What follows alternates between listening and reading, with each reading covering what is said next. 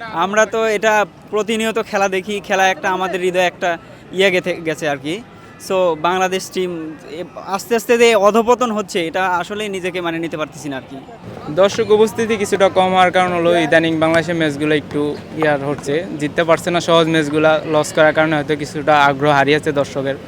কিন্তু আমরা খুবই আশাবাদী যে আজকে ম্যাচে বাংলাদেশ খুব ভালো কিছু করবে, আমাদের হতাশ করবে না পুরোনো ম্যাচগুলোর মতো। আমরা খুবই আশাবাদী। আর এখন তো দুপুরবেলায় কিছু দর্শক হয়তো একটু কম, কিন্তু দিন গড়িয়ে যাওয়ার পরে হয়তো বা দর্শকের সংখ্যা আরও বাড়তে পারে, আমরা আশা করছি। তো আমার মনে হচ্ছে যে ক্যাপ্টেন আর কোচের কিছু সিদ্ধান্ত অনেক বড় সিদ্ধান্ত ছিল, যেটা আমাদেরকে ম্যাচ হারানোর বিরাট বড় ভূমিকা রাখে। যেমন প্লেয়ার সুপার ওভার প্লেয়ার নামানোয় কিছু ভুল সিদ্ধান্তই ম্যাচ হারানোর প্রধান কারণ মনে করি আমি। সুপার ওভার আরেক কষ্ট, এটা বলার মতো না। যাক, আমরা খুবই আশাবাদী ছিলাম যে ম্যাচটি আমরা খুবই জিতবো, কিন্তু দুর্ভাগ্যবশত আমরা ম্যাচটি হেরে গেছি। যাক, আমরা ব্যাপার না, বাংলাদেশের ফ্যান যেহেতু আমরা, আমাদের এই হৃদয় ভাঙার বারবার ঘটে। আগামীতে আরও ভালো কিছু আমরা আশা করি বাংলাদেশের টিমের কাছ থেকে।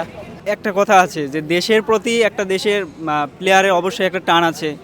সো আমি মনে করবো আশরাফুল, আশা করি বাংলাদেশের যদি কোচ হয় আগামীতে বাংলাদেশ টিম ভালো করবে, আশা করি ইনশাল্লাহ। আগে করা উচিত ছিল, অনেক আগেই করা উচিত ছিল বাংলাদেশ টিমের জন্য, কিন্তু দিন দিন বাংলাদেশ টিমের যে অবস্থা ভাই, মানে মন থেকে গালিগালাজও পারতেছি না, মানে এরকম একটা অবস্থা হচ্ছে। এদের খেলা দেখা কি আর বলবো আর। আমরা তো এটা প্রতিনিয়ত খেলা দেখি, খেলা একটা আমাদের হৃদয়ে একটা গেঁথে গেছে আর কি। সো বাংলাদেশ টিম আস্তে আস্তে যে অধপতন হচ্ছে, এটা আসলে নিজেকে মানে নিতে পারতেছি না আর কি।